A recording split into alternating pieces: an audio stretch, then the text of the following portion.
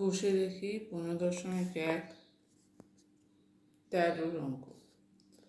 যে বর্গাকার জমির কর্ণের দৈর্ঘ্য হচ্ছে 20√2 মিটার, তার চারধার পাঁচিল দিয়ে ঘিরতে কত মিটার দৈর্ঘ্যের পাঁচিল দিতে হবে? প্রতি বর্গমিটারে 20 টাকা হিসেবে ঘাস বসাতে কত খরচ হবে? আচ্ছা, প্রথমে দেওয়া আছে বর্গাকার জমির কর্ণের দৈর্ঘ্য। সেখানে বলেছে চারিদিকে পাঁচিল দিয়ে ঘিরতে কত মিটার দৈর্ঘ্যের পাঁচিল দিতে হবে। তার মানে এখানে বর্গাকার জমি পরিসীমা বার করতে হবে। কর্ণের দৈর্ঘ্য দেওয়া আছে, সেখান থেকে বাহুর দৈর্ঘ্য বার করতে হবে, করে বর্গাকার জমির পরিসীমা বার করতে হবে। এবার বর্গাকার জমি ক্ষেত্রফল পরিসীমা বার করে তারপর ক্ষেত্রফল বার করতে হবে। প্রতি বর্গমিটারে 20 টাকা হিসেবে ঘাস বসাতে কত খরচ হবে? তাহলে চারটা প্রথমে বর্গাকার জমির কর্ণের দৈর্ঘ্য হচ্ছে 20√2।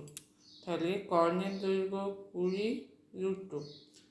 কর্ণের দৈর্ঘ্যের ফর্মুলা হচ্ছে বাহু √2। তাহলে বর্গাকার জমির একটি বাহু, তার সঙ্গে √2 গুণ করলে হয়ে যায় কর্ণের দৈর্ঘ্য।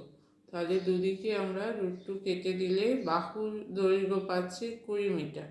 ক্ষেত্রফল কত? বর্গাকার জমির ক্ষেত্রফল 22 স্কোয়ার 20 স্কোয়ার সমান 400 বর্গমিটার।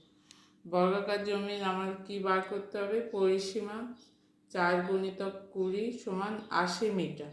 তাহলে বর্গাকার জমি পাঁচিল দিয়ে ঘিরতে 80 মিটার দৈর্ঘ্যের পাঁচিল লাগবে। আর জমিতে ঘাস বসাতে মোট খরচ হবে, ক্ষেত্রফল হচ্ছে 400 বর্গমিটার, 1 বর্গমিটারে 20 টাকা খরচ হয়। তাহলে 400 বর্গমিটারে খরচ হবে 400 × 20 সমান হচ্ছে 8000 টাকা। তারপর 14টা কি বলছে?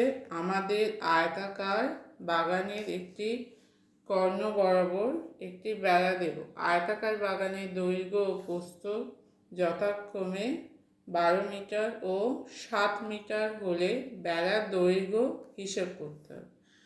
বেড়াটি আয়তাকার বাগানকে যে দুটি ত্রিভুজে ভাগ করবে তার পরিসীমা লিখতে হবে। তাহলে এটা হচ্ছে আয়তাকার বাগান, দৈর্ঘ্য 12, প্রস্থ হচ্ছে 7, কর্ণের দৈর্ঘ্যটা বার করতে হবে। এই কর্ণটা আয়তাকার বাগানকে দুটো ত্রিভুজে ভাগ করেছে, তাহলে সেই দুটো ত্রিভুজের একটার পরিসীমা বার করতে হবে। দুটো ত্রিভুজ কীরকম? দুটো ত্রিভুজ হচ্ছে সর্বসম ত্রিভুজ। তার মানে এইটার যা পরিসীমা হবে এই ত্রিভুজেরও সেই একই পরিসীমা হবে। তাহলে যে কোনো একটা ত্রিভুজের আমাকে পরিসীমা বার করতে হবে। প্রথমে কি বার করব? কর্ণের দৈর্ঘ্য। তাহলে আয়তাকার বাগানের কর্ণের দৈর্ঘ্য ফর্মুলা হচ্ছে দৈর্ঘ্য স্কোয়ার প্লাস প্রস্থ স্কোয়ার। দৈর্ঘ্য কত? দৈর্ঘ্য হচ্ছে 12।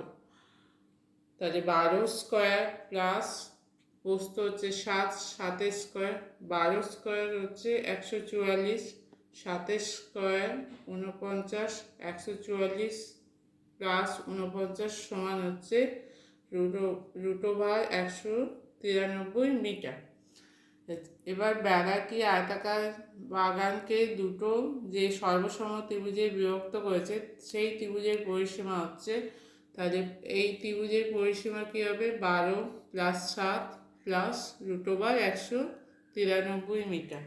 12 + 7 প্লাস √193 মিটার সমান হচ্ছে 19 প্লাস √193 মিটার।